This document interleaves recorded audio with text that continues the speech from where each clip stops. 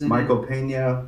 I thought you said Michael Caine at first. See, Jerry? Michael Caine. When you find this mouse, Get out of bed, Keller. he's got to hit you in the face with a frying pan. When he does, your face is going to take the shape of the frying pan. And then he'll get hit by a truck. But Tom, you're going to be fine. You'll wink at the camera. You're a cartoon cat. You're going to slide down the stairs like the shape of the stairs. Because some mice just want to wash a well burn. I think we're going live here.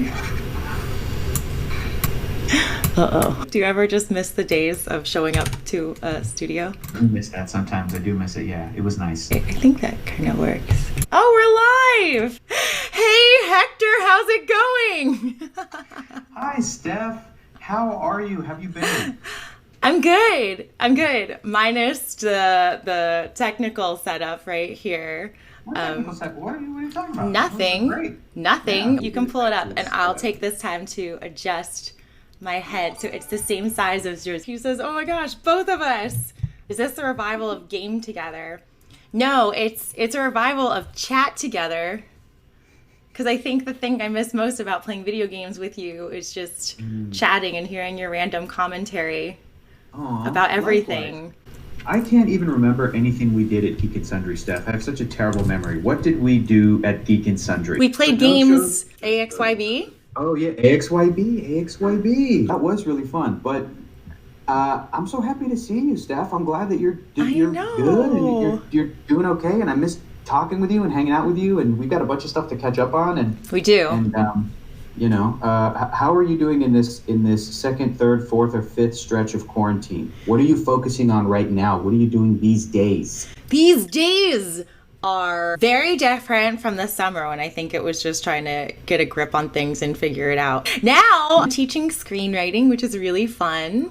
Awesome. Yeah. I'm on my second class. I'm doing some acting coaching. I just coached this incredible little girl yesterday on her first audition. That was fun. And I'm writing a podcast for a podcast called Meet Cute. It's rom-com streaming, and I'm cutting little YouTube videos that get like 4 views each. So it's super fun. Wow. That is amazing. That you're finding a bunch of creative outlets and yeah. That's so cool. That is so great. But it took a minute. It took a long time, I think, in the summer and the spring and the fall to just find my bearings and find a way to be creative again and get a little schedule of creativity for myself. I guess I'm still finding my bearings. That's a good way to put it. How are you doing? This past year has been weird. It's been like, where am I working right now? I guess it's just mainly Nerdist, doing Nerdist Book Club, which has been really great. That's awesome.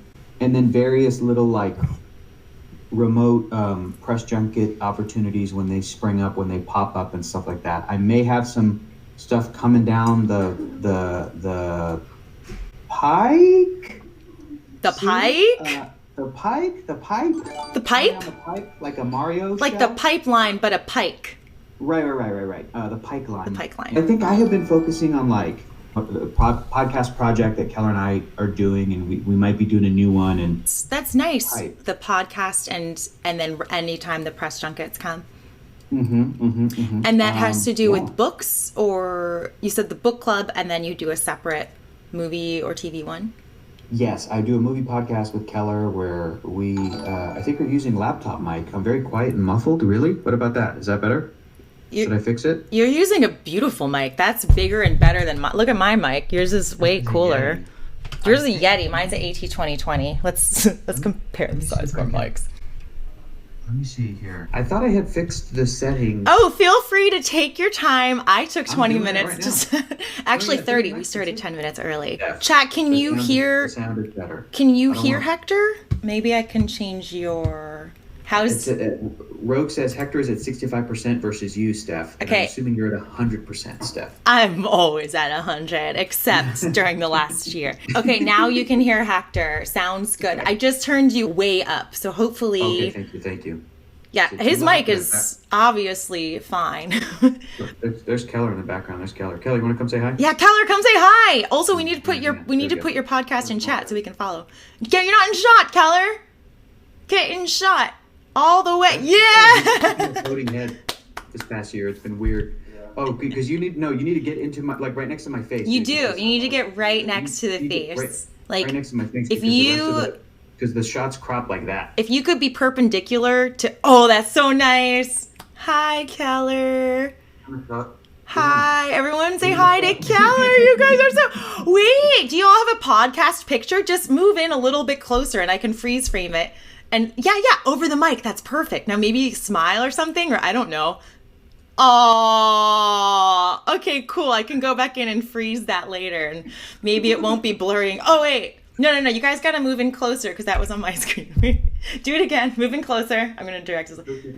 Keller, get a little closer. What are we doing? We're going to, so we can freeze it for, yes. Now smile. Oh, that's lovely. Now move the mic up a little bit.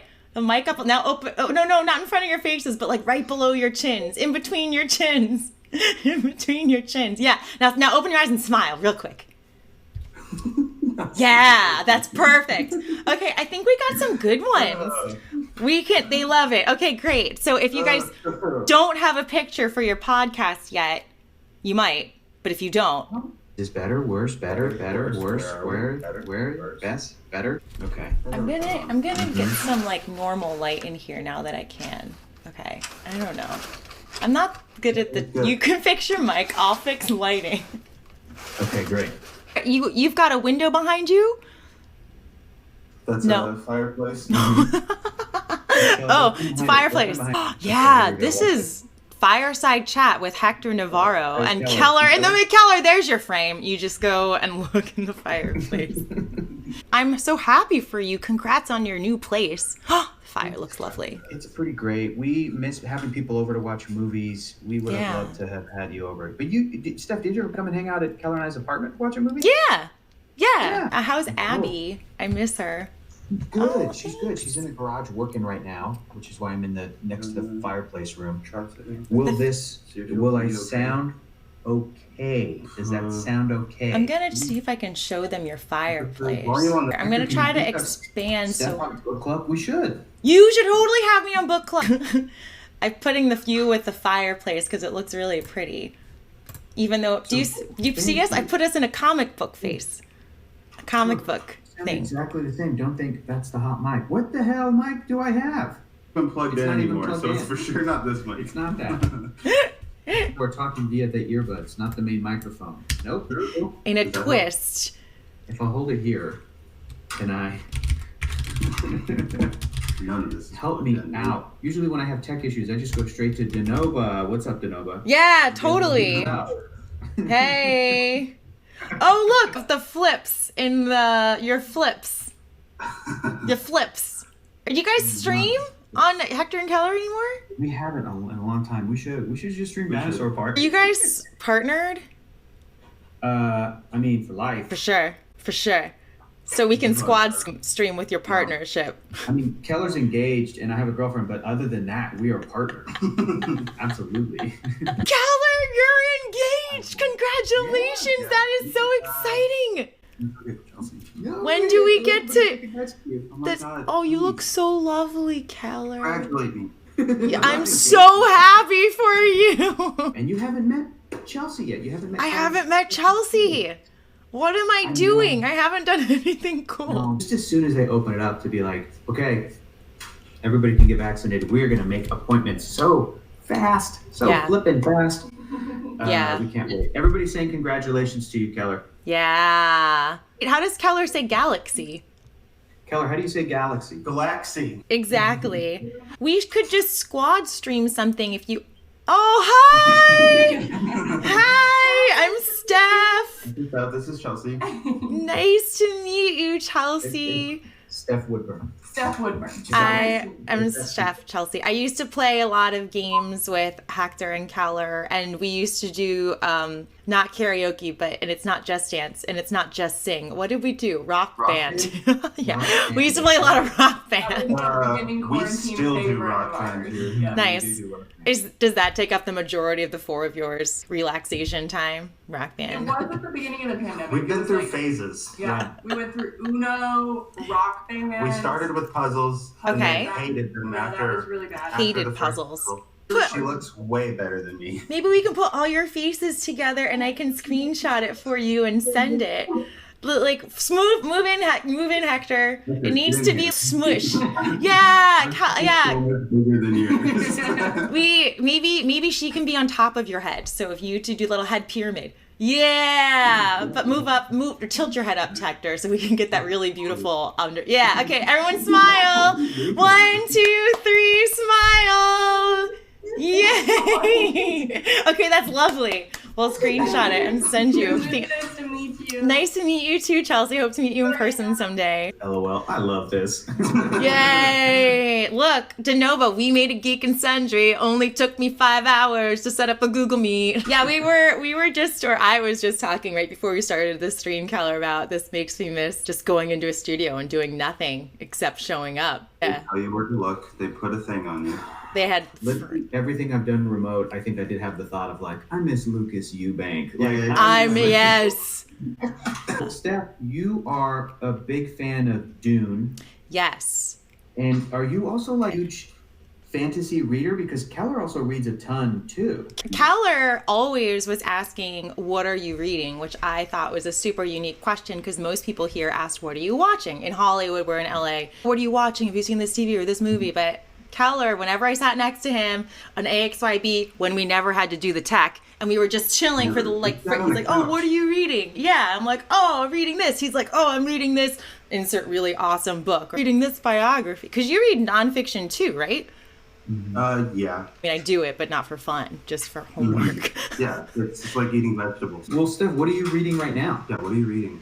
I finished The 3-Body Problem. I don't know if you've read that or heard about that. I read a lot of it, but I didn't finish it. I feel like it could be a good, not to recommend something to your book club. Oh, yay, I get both of you. Oh, I love seeing you. Yeah. Oh, it made me feel so welcome. Welcome, the One Ice Queen. Oh, One Ice Queen's amazing. Like, we love One Ice Queen. Number one Ice Queen? Number One Ice Queen is probably Queen. thawing a little bit. Yeah. Because they're so welcomed. Yeah. Yeah, that's a warm welcome. You're gonna have to change your name. Mm-hmm. Number one Melt Queen. Puddle Queen? Number one Puddle Queen. No. Number one Puddle Queen. Cute. What's your favorite shark? What's your favorite type of shark? Great white shark. They asked us to do a report on our favorite animal, and I chose the great white shark. Some people chose hamsters or dogs. The great white shark to me is one of the most beautiful, majestic creatures that has ever existed. It's a dinosaur. It's definitely one of the ugliest killing machines on Earth, that's for sure. It's so beautiful. It's the ugliest, scariest thing. Until it smiles. It's got teeth that move Beautiful forward. It's like... And it can never stop. Yeah, imagine if you could just regrow all your teeth. You wouldn't have to worry about any root canals or crowns or the dentist. People died from teeth problems back in the day. If this is Steph's book report in the what was it? Second grade, third grade? Third grade. Third graders There's the here in advantages class. of sharks. I promise you, we would look at each other and be like, Steph is cool as shit. Yeah. That's hilarious. I was definitely not cool. Yours up on a hamster and mine on a dog, like, we suck. Like, the great white shark is an awesome killing machine. Yeah. It survives. We could all have something to learn from it. Steph, how old were you when you first saw Jaws? Too young. I love the sharks. I do. It's still my favorite, but I'm terrified of them. So let's say I'm just swimming in the ocean. If all of a sudden I can't touch, or I realize that I'm not touching sand, a shark in my head, and then I have to climb the raft and I get all my toes up just in case. Not like a shark can't bite the whole thing, but I just got to get my toes out of the water just in case. That Piranha movie? I just saw clips of these on TV because it was on. You know the Piranha movie? I think it's called Piranha. And they just eat, or the James Bond scene with Piranha eats dude. Well, that's probably why, Steph, that's probably why you love sharks so much, and specifically the great white, is because it represents overcoming that fear. Yeah. They're scared. They're beautiful animals and dinosaurs, but they're so scary. Would you ever get in one of those shark cages? Oh, I went swimming with sharks. Oh, thanks, Anonymous, What for the gifting. fuck? I went swimming with sharks, not in a cage. What? And stingrays. They were just around us when we were feeding them. That was fun. So it wasn't great whites. It was like It wasn't great whites. I don't think you can do that with great whites and not be in a cage. They don't intentionally really want to eat humans. Usually that's a mistake for them to eat. You know, they think you're a who look too good. Yeah, they don't really have good eyesight and stuff, so you can't be perfect. No one's perfect. You got great sense of smell. But they can't see for sure. Are you excited about the Dune movie? I know you are excited about it. I am, but I'm always cautious. I love the book so much. Wow. And it's like your heart's been broken many times. It's just approaching love again, but from a place where you've been hurt before. And so I don't want to be hurt anymore. I don't know.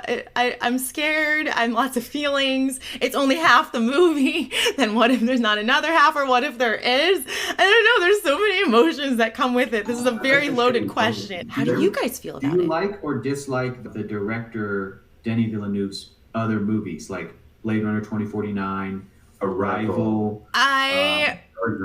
Sicario. A lot of people think if anyone could do it, he could do it for Dune. I guess the thing is, I really love books, as we've talked about before. And I think the difference between a novel and a screenplay is a novel, you see all the characters' thoughts.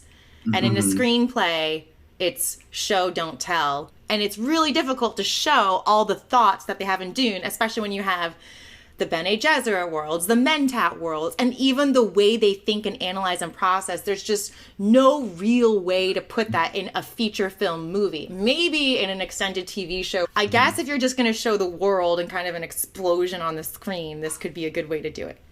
I don't know. What do you guys think? What do you guys think about it? I'm nervous for the exact same reason. Okay. Oh, I don't know how they're going to, because so much of it is all in their heads. yeah, it is. Even talking to each other is in their heads. Yeah. So, like, It's a tough world to describe.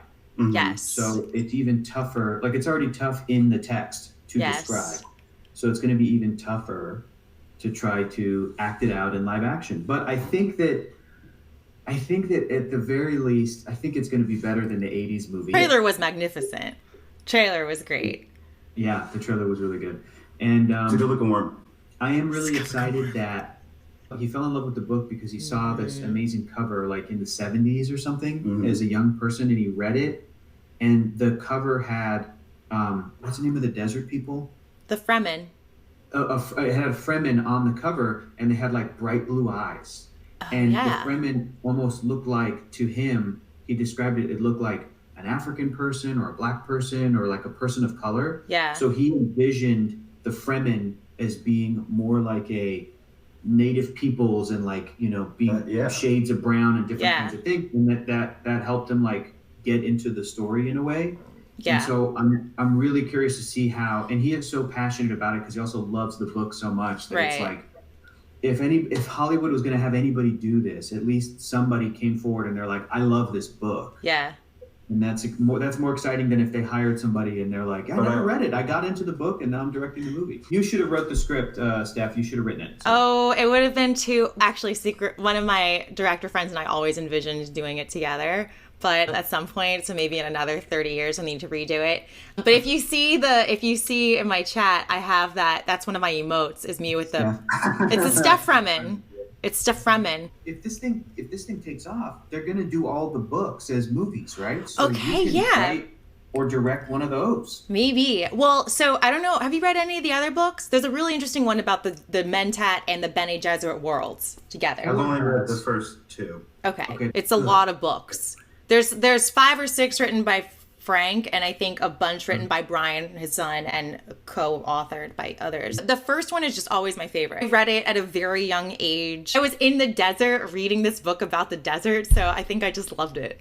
Because it is interesting that Frank Herbert, right? Frank Herbert is inspired by all these other cultures, took stuff, remixed it to tell a story about environmentalism, to tell a story about the dangers of colonialism. And I'm like, hey man, it's kind of the same as how Star Wars, their bad guys have British accents. There's a reason for that. There's a reason that those British storytellers, British people, straight up, they're bad guys. Colonialism, it's true. Meghan Markle's telling us, and we gotta listen. Maru said it's like reading The Martian while on Mars. The Martian was also very good. Have y'all read that in your book club?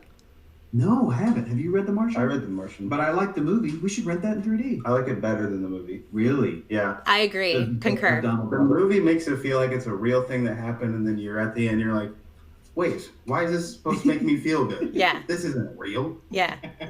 Yeah. But if it's a book, it feels real. Real. Exactly. It's like he's telling you all of the science.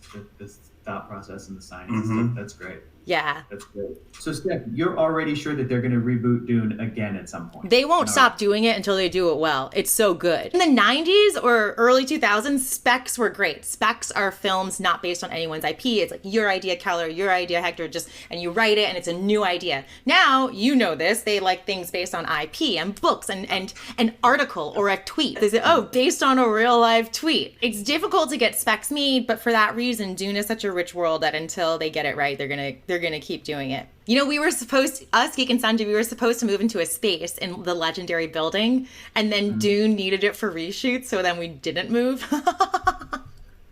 I didn't know that. Honestly, fine. They just brought in like worm's gonna go. That office space is DC Comics is also in there, and a bunch of other businesses in this building in Burbank, in downtown Burbank. Yeah. And I just am cracking up at the thought of Jason Momoa rolling up to this building to then get into costume. Timothy Chalamet walking through with his little nose thing. Yo, what are you doing? Everybody's dressed in suits that they're supposed to be in. Yeah. Wait, can you imagine if they did a pop-up, the Dune experience, and then everyone has to put in the nose filter? And I get something to drink? Like, no, that's part of the experience. Collect tears. That would suck. Hockey thing, you're like, now fight. Yeah. Fight a guy with a knife. What? Knife. It would be so much. At least that would be better. Then you have to say, may your knife chip and shatter before you do it with the Cries knife and then the thing. That's awesome. It's the tooth of the thing. What is your favorite quote from Dune, the book? And do you have a replica knife? Mm-hmm. I don't have a replica knife. That would be fun. My favorite quote is the Guild Navigators. I'm very scared for whatever is rolling around inside of my old computer. Something rolled around? Yeah, my old computer. It's sitting right here. Using a computer and then it just made a rolling sound? Yeah. Okay, this is the quote. The Guild Navigators, gifted with limited prescience, had made the fatal decision. They'd chosen always the clear, safe course that leads ever downward into stagnation. That quote, they had made the fatal decision. They'd chosen always the clear, safe course that leads ever downward into stagnation. For me, I quit a business job in order to play video games with you, Hector and Keller, and pursue a career in the arts. That was... Yeah. No. It was the opposite. Steph, have you ever done a live read of any of the Dune book? And if not, would you ever? I feel like you could kickstart, because I would be fascinated to listen to the entire first Dune book as read to me by you. If it was you reading it. Really? Adding all the voices. Yeah, that would be. I bet you could kickstart and fund that and to make it like a goal or something, because or even just because I hate the current audiobook. I don't like it. No? Yeah, it's a whole cast and it's like the whole time. Yeah. They went and discovered the Fremen in the desert, and they and then they do. It's like a radio play. Yeah. Mm-hmm. No, you should just read it, Steph. Steph, what did you? I'm really curious. What did you? You said you were rereading the In the Name of the Wind books. Yes. Or the Name of the Wind books. You read them, right?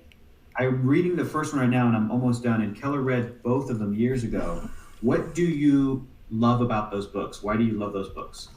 So I first read, Keller, you read them for fun because you are smart and you saw them on a list or you heard about it and I want to read it. Bored at work. Wanting to read it. I read it because I was going to play a game with Pat Rothfuss on tabletop. And I had never read the books. Probably should read these massively thick books before I play an 8-hour game of Eldritch Horror. Obviously, I didn't need to know anything about the books. I read them really fast because the shoot date was coming up soon. And it was so good. Just to go back to what you were asking, the reason why I'm rereading old books is because they provide a lot of comfort right now. I love books. So reading old stuff brings me to a time where I feel safe, especially in the last year. so it's okay. So I'm rereading it. I love the texture and thought that goes into the characters. And I think that's a theme that I love throughout a lot of sci-fi. So The Martian, for example, all of his thoughts. Dune, all of the thoughts. And we get a really, really deep understanding of his character, and they walk you through it so beautifully, and then they give you the idyllic world with his parents, and then they take it away super quickly, and then he goes through such horrors at the beginning on the streets that you then feel for him probably throughout the rest of the book and forgive him for anything that he may or may not do. And they interweave it with where he is now. And I think a lot of that has to do with celebrities who aren't celebrities anymore, or, you know, he's working at an inn unrecognized. And I think it's just really fascinating to see parts of people's lives. The first 10 minutes of Up, it's just all these moments that are really great and meaningful. Nick Nolte. Yeah. The clothes character, he's in Nick Nolte. Yeah. Well, see, that's what I love about talking about this stuff. Magic. Yeah. Not anymore. Banner. I don't do magic anymore. Banner. Moose Banner.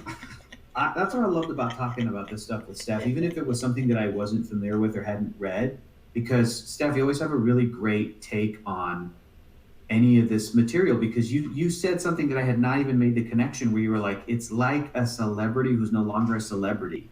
And the fact that you could connect this fantasy story to something that is related to like what you do in your world and in your life and in your work and in this industry, and you're like relating it to like that experience. It's great. That's awesome.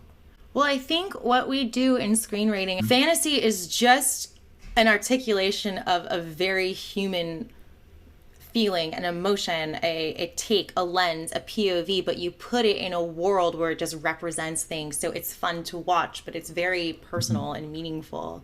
So, I mean, Star Trek did that very well. What have you all enjoyed reading during the pandemic? I've been so bad at reading.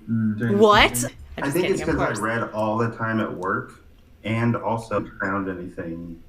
I've been reading a good amount of comics. That's true. But yeah. I got you that book. You haven't started reading it yet. Which one? Hunt for the Wilder People book. You got me a bunch of books. I did. Yeah. The Blade Itself trilogy. Cool. They're a good time. Cool. I think Steph, we in the house too have been doing a lot of like movie comfort viewing. Yeah, that's nice. Yeah, we've been and we tried the other day too. Like last week, I was like, oh, you know what? Here's a movie I loved as a kid, and we started watching Adventures in Babysitting, and then I was like, oh no, this is really bad. It doesn't work anymore. It's really offensive now. It's so bad as an '80s comic. I don't know if you saw the trial of the Chicago 7. Yeah. Did you like it? I liked it okay. Aaron Sorkin, he takes me out of it sometimes. Because if he's writing.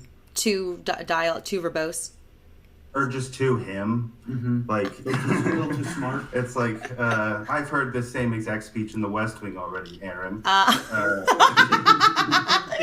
the perfect time. Yeah, exactly. Of someone like, there's a line that Sacha Baron Cohen says that has been said in like 3 of his projects. Oh, really? I loved Sacha Baron Cohen. What he said. I gotta find it. It's really funny. When Harry Met Sally, that mostly held up. That's. You gave it a 4 out of 5 stars. #1 rom-com of all time. I think it's rated on so many things. One of my favorite movies of all time. I think Princess Bride and that, but you know, it's both Rob Reiner. So. Rob. It's hopefully the same. So fun thing about When Harry Met Sally, it was based on Rob Reiner's relationship, and he talked about it a lot with Nora. Was it Nora? Ephron. Yeah, with Nora Ephron. So they spent a long time, and then with Billy Crystal. Who just Billy, you know, but they spent a long time getting the story right and the character right.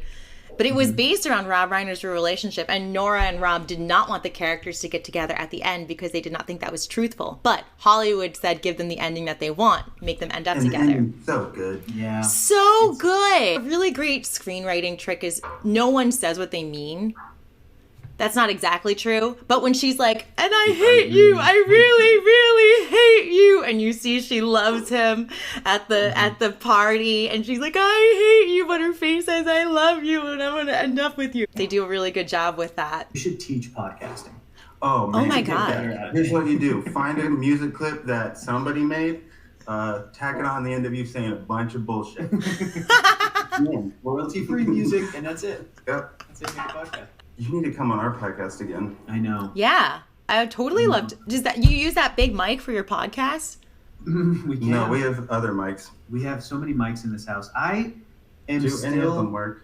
No, I think I'm still trying to figure out how we can do the podcast, because we've been taking a break because our premise was that like we would have a friend over to watch a movie and then we would talk about it. Yeah. Oh, and I'm thinking that like, since we have been taking a little bit of break from that premise of having people over for a year, the last person who was supposed to, the last person that we stopped right before they were supposed to come over was Jason Charles Miller. Love Jason. I can't even remember, but that was like last March. That was like last year. Wow. And now I'm thinking, we've just been watching through every franchise ever made. So instead of, we took a break, and Keller and I were like, well, let's just watch every Mission Impossible movie. Let's watch every movie directed by Taika Waititi. Yes. Let's watch every MCU movie, Marvel Cinematic Universe. That's what we're doing right now. Let's watch every Mission Impossible. We watched every Wes Anderson movie. We should watch the original Dune movie with Seth Woodburn. Oh, yeah. No, let's watch something we'll all enjoy. Oh, okay. You want to watch it one time before the new one comes out? I would do it. 5 movies of all time. Go. Moulin Rouge, which apparently it's the 20th anniversary, and that's something we can watch on Watch Party, I think. I know, they just told me on stream yesterday. So that, Green Mile, Shawshank Redemption, oddly Man on Fire, because I watched it at a young age and it's just so good. And I think... Yes! I loved it! I will cherish all of my fingers for the rest of my life after seeing that movie. Yes. And then... I kind of like to leave the 5th slot open in case I see something. For example, today's 5th slot would be Promising Young Woman. I loved that movie. You haven't seen it, or you have? Not yet. Have not yet. Oh, super good. We got the screener for Minari. We're excited to watch that. Loved Minari. Loved it. It was really great. I couldn't take my eyes away, and if I missed a part, I would go back 15 seconds to make sure I got it. I love Stephen Yeun. He's amazing. He's so great. I heard a story about him. Apparently on his first day of shooting for the first season of The Walking Dead, he didn't have breakfast, and it was just a day where he was supposed to run, and because he didn't have breakfast, he was nervous. He was supposed to run and grab Rick's hat, the sheriff hat, and then run back. So he was in full costume and everything, and they're filming in Georgia, and it's super hot. And apparently they did it like 6 or 7 times, and he blacked out from the heat. And oh my God. They were like, "Are you crazy, man? You gotta have breakfast, you dummy. What are you doing?" But he was just such a hardworking guy, and gives it his all. And I really hope his career takes off. Have you seen Burning? No. I want to see that one real bad. Yeah. But even before we started, when we were figuring out the tech stuff, it was real easy to figure out. Steph was like, "Hector, if you want to grab a tea or something." Yeah, I'm very considerate. I usually have 3 mugs set up when I do my Twitch stream, so I have enough. That's true. I actually do all my Zoom meetings in front of my refrigerator so that I can just go like this and reach and still be on camera and get a water or anything, and so I can keep That's really funny. I know. We don't have space for cooler. What else have we been watching, Keller? We watched Sonic the Hedgehog, and it was bad. Mm-hmm. Oh, I didn't see that. Was that with what's his name? Ben Schwartz. Sonic. Oh. Jim Carrey. The Hedgehog? Oh, yeah, both of them. Okay. Tails. Yeah, Tails, Sonic. Knuckles, no Knuckles. The Knuckle Tribe. Yeah, the Knuckles Tribe. That one was bad. And then I started Tom and Jerry. Ooh. Yeah, the movie? Yeah, it was also very bad. Looks weird. When was there a Tom and Jerry movie? Yeah. Right now. Look it up. It was released in theaters. Is it still on HBO Max? When are they taking it away? I think it's about to go away. And I think it was Michael delayed. Caine is in it? Mm-hmm. Who's in it? What's her name from... Chloe Grace Moretz. Chloe Grace Moretz is in Michael it. Pena. I thought you said Michael Caine at first. I was like, what? Looking for this smash. When you find this smash, get out of big piano. He's going to hit you in the face with a frying pan. When he does, your face is going to take the shape of a frying pan. And then you'll get hit by a truck. But Tom, you're going to be fine. You'll wink at the camera. You're a cartoon cat. You're going to slide down the stairs like the shape of the stairs. Because some mice just want to wash your well bad. Episode of Comedy Bang Bang with Nick Frost and Simon Pegg, where they were doing Sean Connery and Michael Caine, and then halfway through the episode they switched. So funny. That's really good. Who would Michael Caine be in the Dune novel? He would be like. I think he would. Go ahead. I think it's a giant worm. Here I come. You'd be the sandworm. If you walk without rhythm, you won't attract the worms. The character in the 80s movie that was played by Sir Patrick Stewart, is now Jason Momoa, right? No, Josh Brolin. It's now Josh. It's either Josh Brolin or Jason Momoa. Josh Brolin has really, really come a long way, I think. I mean, he's always done really... Yeah, I remember watching Labor Day. Did you see that with Kate Winslet? Him and Kate Winslet. He plays a guy who escapes from jail, and he stays in her house during Labor Day. He said to prepare for the role, he baked a lot of pies, because there's one scene in there where he bakes a pie, like really gets his hands in there and bakes the pie. So he said to really method with it, he's just baking tons of pies. Now he's Thanos. Yeah.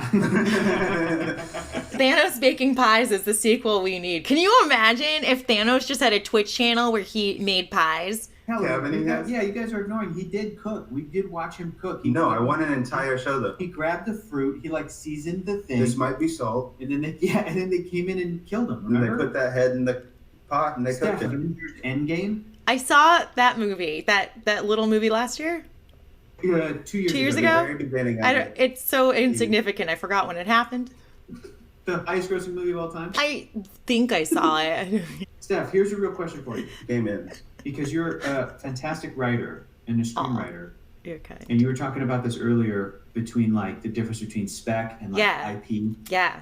What is your number one, put it out in the universe, IP that already exists that you would want to, that you would write, you would absolutely be stoked about?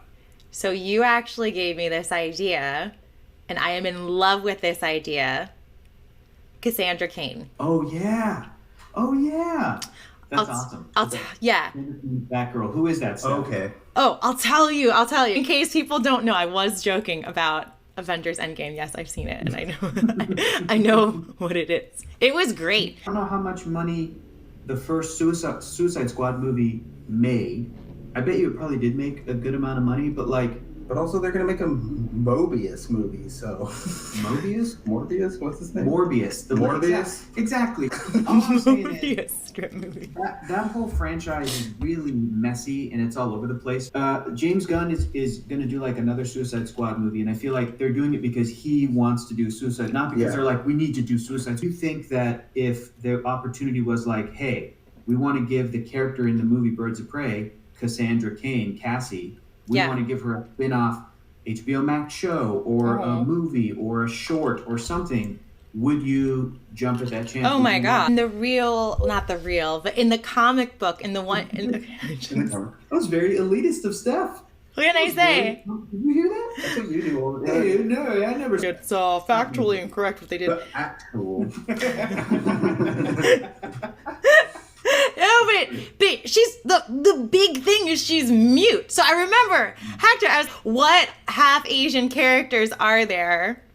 Hector, you were so good at telling me the half Asian, and I was reading about Cassandra Cain, and then I was talking to Amy Dallin about Cassandra Cain, and then I went to read all the comics. And when I say went to read, I mean I just go like a 15-year-old boy to Barnes & Noble and sit on the floor at a table with comic books in case I want to buy them. I was reading Cassandra Cain, and you were like, she's mute. And I said, of course they're going to make the half Asian girl mute. And I was so mad about it, but then I read it, and it's so good. It's so good. So the thing is, if they make a spin-off off of that, Cassandra Cain, she's not mute. She's great. But the character is so good. Okay, this is my version of Cassandra Cain. Wait, Keller, do you know about Cassandra Cain? No. She's in Birds of Prey. She's the little girl that ends up swallowing the diamond. Okay. So in the comic books, she is she's like an orphan, and she is traumatized, and something happens to where she can't speak. And then the way that she communicates is that this other guy who's kind of like Deathstroke, but not, takes her under his wing, and he's like a ninja assassin mercenary guy. So he teaches her to communicate. So it's like Daredevil. A little bit with physical action. So her language is ends up becoming, almost like a sign language. But in the way that Daredevil's blind. Yeah. And in a very she becomes almost like a trained killer. She does. She becomes a trained assassin. So so it's really sad. Her mom is basically forced to sleep with this guy, and the baby, the father takes her and trains her under his wing until she's 9. And he doesn't teach her how to speak. Instead, he teaches her all of her language skills through physical. So if you tilt your head a certain way or lift your arm, she reads that, senses it, and knows exactly what you're going to do. So that makes her leap because she can see anything. She can predict all movements based on what you're going to do. Very cool. That's amazing. Then her dad trains her to do this, but then the same thing that she's been doing to different dummies, she goes on a mission with him. She doesn't know what she's doing, and she ends up assassinating a guy. But because she can read his body too, she sees death from his eyes. She sees what she's doing. She realizes she killed someone. She's horrified at herself, never wants to do it again. And so she hates that her dad made her a trained assassin, and so she leaves. There's a horrifying image. I can't remember if it's real or if it's like a dream or something, but it's like her as a little girl, and there's a dead body, and she's like with a bunch of blood on her hands. She does.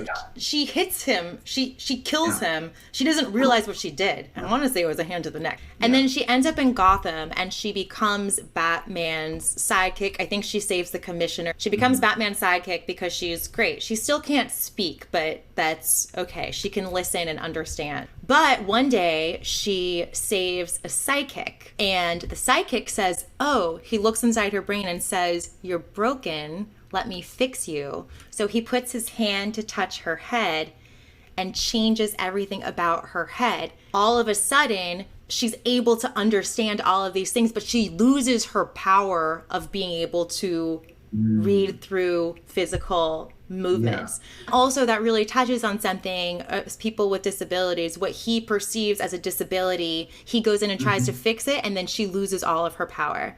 Because now it's all jumbled. So imagine if you were born in 1000, the year 1000, and then you move here and there's like Facebook and Twitter and this and that and news and everything, and your brain's just muddled and you can't think and you have no thought. So she can't do anything. She loses her power. Batman spars with her. Batman gives her a bloody nose and says, basically, you have to hang up your cape. Maybe in a year or two you can get back out on the street, but not anymore. She says, okay, but she hates that. And she's with Oracle at this time too, who's... Barbara Gordon. Yes. Okay. Yeah, and she's in a wheelchair. Cassandra can't speak, so she can't communicate. She lost her power. She's not able to do anything. All she wanted to do was never kill again and save people's lives. She sees a woman who fights the way she used to, with this predictive ability, who's incredible. So this woman almost kills her. Then Cassandra Cain stalks this woman to her house, knocks on her door. The woman opens and says, "Do you want me to actually kill you? Why are you here?" And she goes in her limited English. She's like, "Teach me." She's like, "Teach you." And she said, "Well, if I teach you, then in 1 year we have to fight to the death. So I will train you, but in 1 year we fight to the death," because this woman is undefeated in the universe and she just wants someone to be able to fight against her.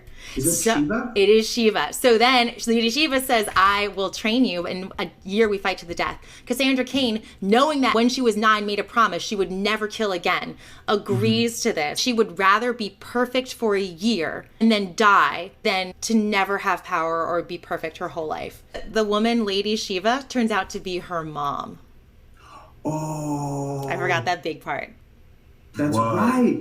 That's a good twist. So she's half Asian. So her mom is Asian and her dad is white. So she's also dealing with all of these identity things.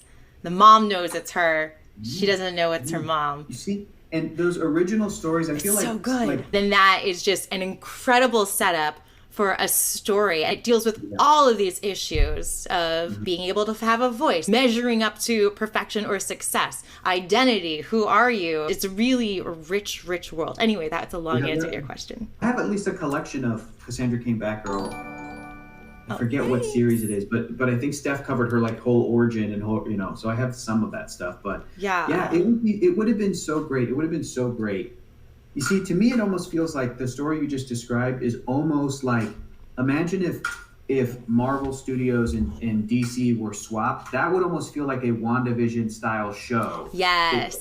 After all these movies. Yes. And then they're like, it would be cool if they just made a random new Cassandra Cain Batgirl movie. It absolutely would be awesome if they just went to another universe and they're like, okay, even though we used Cassandra in Birds of Prey, there's another universe where it's Cassandra Cain Batgirl.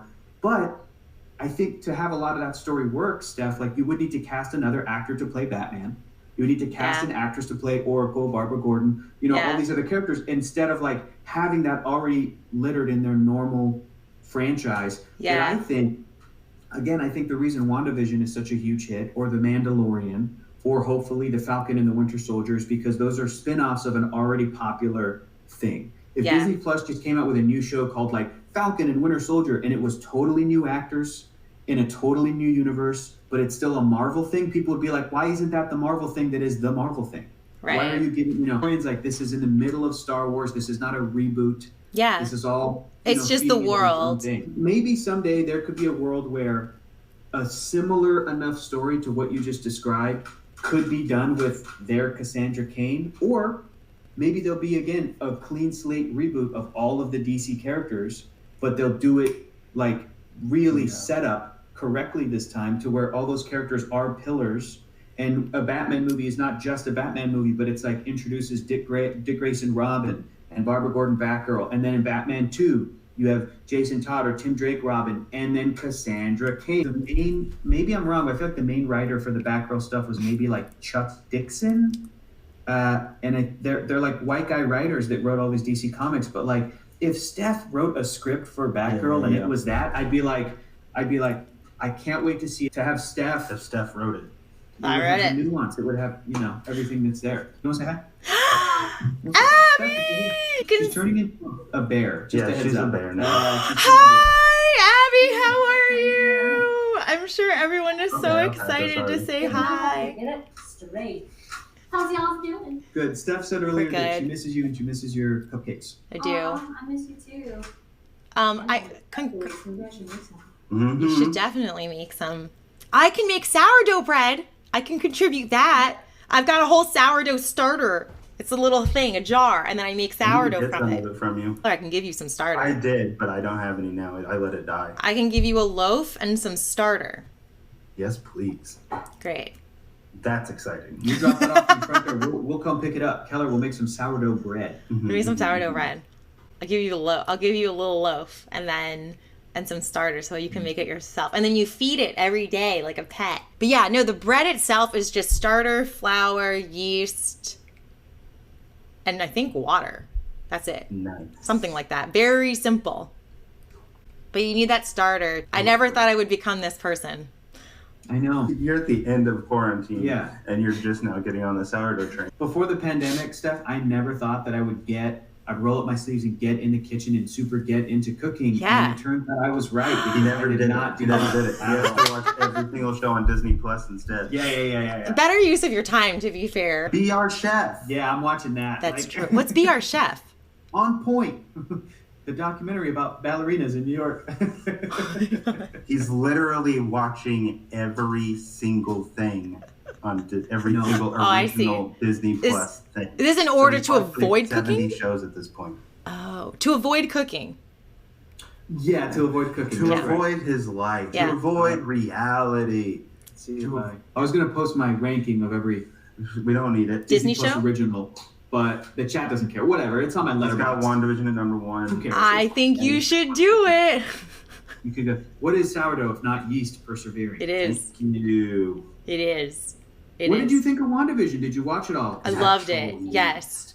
I felt so understood in episode 8 because that is exactly how I feel and express emotions if I had her power. And I'm glad I don't because I would do the same thing. It feels so much. I remember there was something that emotionally triggered me a couple weeks ago. And I woke up crying. I was so upset. I called a friend for 2 hours. She said, she's a very logical person. Maybe you're being emotionally indulgent. That is a really interesting way to phrase it. But then I saw that episode 8 and I was like, no, exactly. She gets it. You just feel it. And then it goes out and manifests and all of these things. Right? Sounds like it's got chocolate on it. It sounds delicious. It is delicious. Emotionally indulgent. That's a good dialogue. I'm really happy that you really liked this show, Steph. I don't know how you felt about these characters before, but I have seen a lot of people talk about how they weren't that invested in those characters. Didn't watch Definitely not invested in the characters. Like they had what, 10 minutes total in Avengers movies?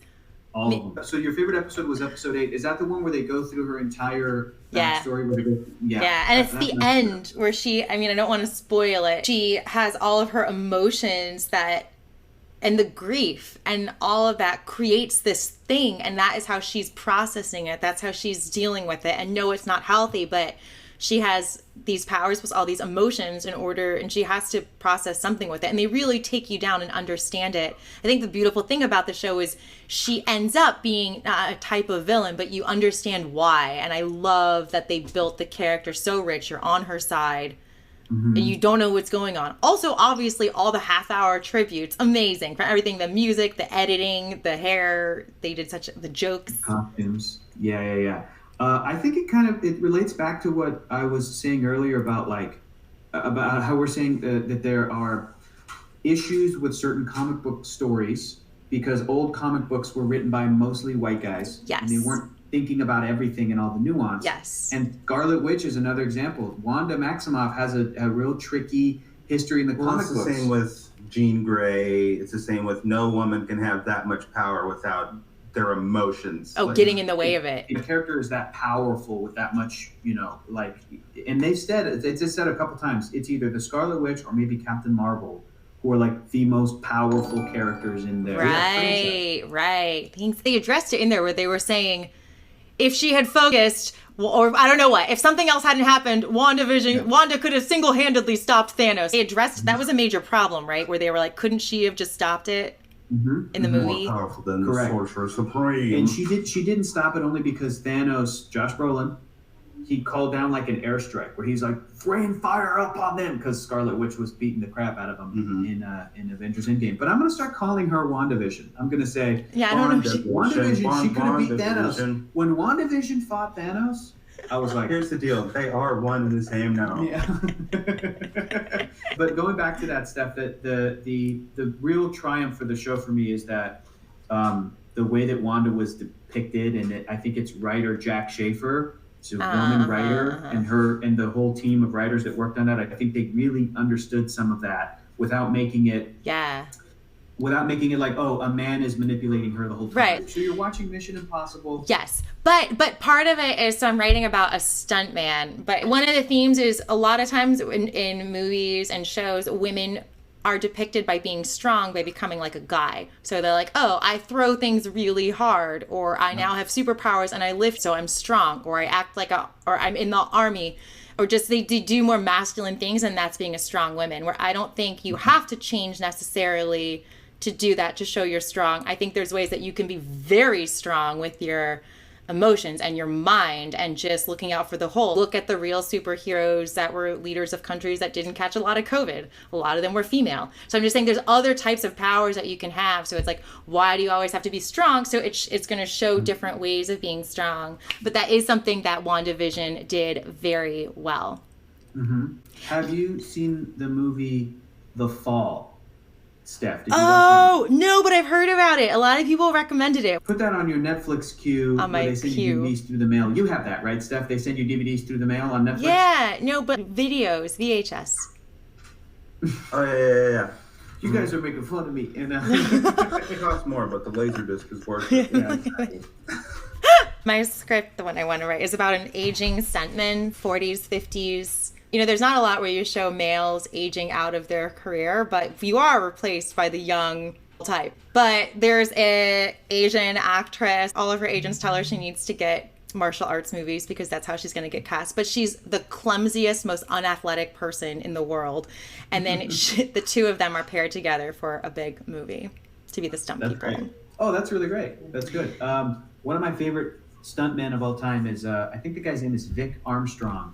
Who is now like a stunt coordinator and almost like a director of that side of filmmaking, because he was Harrison Ford stuntman in the Indiana Jones movies. Oh, amazing. The guy that hung underneath the car. Oh my gosh. He would do these amazing stunts that are like, in the world of stunts, I think that they're everybody is like, yeah, that's a gold standard. He was so awesome at stuff, but now he is like a stunt coordinator, director and stuff. Yeah. Stuntmen are just so fun. I don't know if you guys have worked with a lot of stunt people, but I have, because I guess I look like I kill people. Martial arts. Yeah, exactly. In such great spirits, so positive, so fun, so willing. And yeah, they're so great. Stunts person who directed John Wick. So Keanu Reeves got John Wick to Yeah. What's your favorite Mission Impossible movie that you've seen? I recently rewatched the second one. I've also been mixing them up with James Bond movies and reading the scripts for both of them, which are interesting. James Bond just has paragraphs of action. I have always liked, of course, the second Mission Impossible one because I love the love story, obviously. But I thought... That was most as a kid. But which one?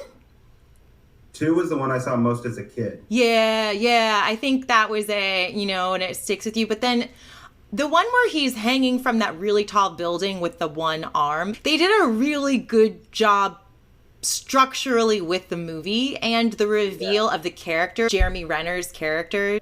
4 might be my second favorite. 4 was directed by Brad Bird. Yeah. Who's an animation director. He directed The Incredibles and Ratatouille and The Iron Giant. So that was his first live action movie, was Mission Impossible Ghost Protocol, the one you're talking about. Yeah. He did a really great job. Ron Howard's like vanilla ice cream. Yeah, which is delicious. I like vanilla ice cream. But it's Howard's one of the most great. underrated flavors of all time. But Ron Howard isn't underrated. It definitely didn't. I wonder too. I wonder if any of that came from the response to the Star Wars movie right before, which was The Last Jedi. I wonder, but they had already been filming. Wait, was that Rian Johnson? Yeah. Yes, which is a Star Wars movie that's my favorite, and I love it. Yeah, it's polarizing. It's polarized, and I think it's because it pushes it, because it tries to push Star Wars a little bit into not comfortable territory. So I love Rian Johnson. Yeah. What was that? I said I love Rian Johnson. Yeah, I love his stuff. Yeah, I think he's a really smart guy, and I think he knows. What kind of ice cream is Rian Johnson? Like a mint pistachio. I'm gonna say mint chocolate chip, but yeah, pistachio or. Pistachio's polarizing. It is. I love pistachio. Do you want to hear my favorite thing? This was when I got into the Ron Howard Writing Fellowship. I keep it. I keep on my voicemail. Let me see if I can do it. Yeah. Hey Stephanie, it's Ron Howard calling, and the Imagine Impact team is on the line as well. And just wanted to let you know that you and your project were selected, and we just got out of that meeting. And congratulations! I think you're really going to enjoy the shaper you'll be working with, and we're all very excited about the project. And I look forward to meeting you when you get to LA and this all gets underway. That's amazing. I don't know what I'm doing with my life. I applied for this program. I knew that I could get a call that could maybe change my life in a real career way. And then I waited all day to be able to pick up the phone. And then I think I left for 15 minutes. And then I come back and there's a voicemail. No, I missed it. But now I'm awesome. And can you make this my ringtone? So I feel good. Forever instead. I do. You gotta save that somewhere. You gotta upload that. Yeah, make sure you have a file. I know. I just, no one else can leave me voicemails because I've just got saved some voicemail. I think that's so funny. You were in Costa Rica. Yeah. The location for the original site of the original Jurassic Park. There you go. Starring. Eventually, Bryce Dallas Howard. Yes. Is the head of that franchise, and her father called you to. That's crazy. That's Bryce Dallas Howard's dad, dude. Oh, Clint Howard. Yeah. He's so good.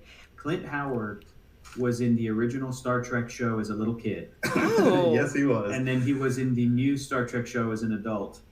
And it's like this amazing book. And he's in That Thing You Do. And Austin Powers, The Spy Who Shagged Me. Oh my God. Yeah, I love him. Clint Howard is great. And he's in the new Star Trek, the new one now? The TV show, Star Trek Discovery. I think he was at the end of season 1 or 2 or something. Oh, Keller, you're super right. Ron Howard he's the type he would come in, join someone watching baseball on their iPad. He just wore a hat all the time. He's like everyone's dad. Kids, he loves his kids. He's been married to the same woman for a long time. I love Ron Howard. But Apollo 13 is that famous moon mission where it's like it malfunctioned. Houston, we have a problem. They had to come back, and I've been wanting to rewatch it. And Bryce Dallas Howard, in the most recent season of The Mandalorian, she directed an episode. Amazing. And the opening of the episode had an homage to Apollo 13 with the same shots, because instead of a shuttle coming back into our atmosphere, it was like a spaceship in Star Wars land. But Bryce Dallas Howard was doing the same shots to pay tribute to her dad's movie. That is so cool. That is so cool. Yeah. Man, that's amazing. What's not as cool, though, is that you have that voicemail. That's the coolest thing. Oh, it's just reminds me when I'm unemployed as a writer that I've got some hope. It's okay. It's coming back. Yeah, exactly. Steph, this has been so much fun hanging out and chatting. We didn't even play video games. We were just chatting the whole time. It's a catch-up game. Absolutely. And Chelsea. Yay, Chelsea likes my jokes. Steph, we gotta hang out again soon, and we don't have to stream, but maybe we can watch a movie, or if you got bread stuff, seriously, yeah, we'll go pick it up. Yeah, send me the recipe you used. Kelly and I will mask up and we'll go pick stuff up, because I have to drive my car anyway. We all need excuses to drive the car. Yeah. My mom had to replace her batteries, like sitting there. You just had to replace your battery. Remember when Steve made that noise about like, you were like, is Frank Herbert's son a good writer? And she was like, yeah. She went, yes. It would suck to be someone famous's kid, because you're always going to be measured to that, So I think I'll never do it. Yeah. That's why I changed my last name from Howard. Because it was Hector Howard. Hector Howard. Ron Howard's my grandpa. I told my parents, I said, you must give up your life of fame. Yeah. For I will have no part of it. Yeah, and anytime you guys want to hang out or play a game or come back and chat about movies or something, Stream loves to see you, so miss you guys. Miss you too. Yeah. Okay, Steph. Bye. So good to see you. We'll see you later. Bye. Goodbye, Steph. Bye. Bye. Now my face is really large. Well, thank you all so much for hanging out. I really miss Hector and Keller. They're just such good people, and you don't realize when your life is just so much hanging out with people playing video games for so long, and then when it stops, it's really sad. So I'm always so happy to see them. They're just some of the nicest people that you'd ever work with. Obviously, you know that because you've hung out with them a ton. Thank you so much for hanging and chatting with us. Thank you all the new follows and for all the resubs. I didn't want to interrupt Hector and Callie, but I really appreciate you supporting the stream. Give my stream a follow. Feel free to subscribe. I also have a YouTube channel where I'm going to be posting we did a haircut video last week where we cut our hair. So that was fun, but mostly it's just Twitch streams. Cheers to the mods. Cheers, and take my last sip of water. I hope you all have a really good day. Okay, bye.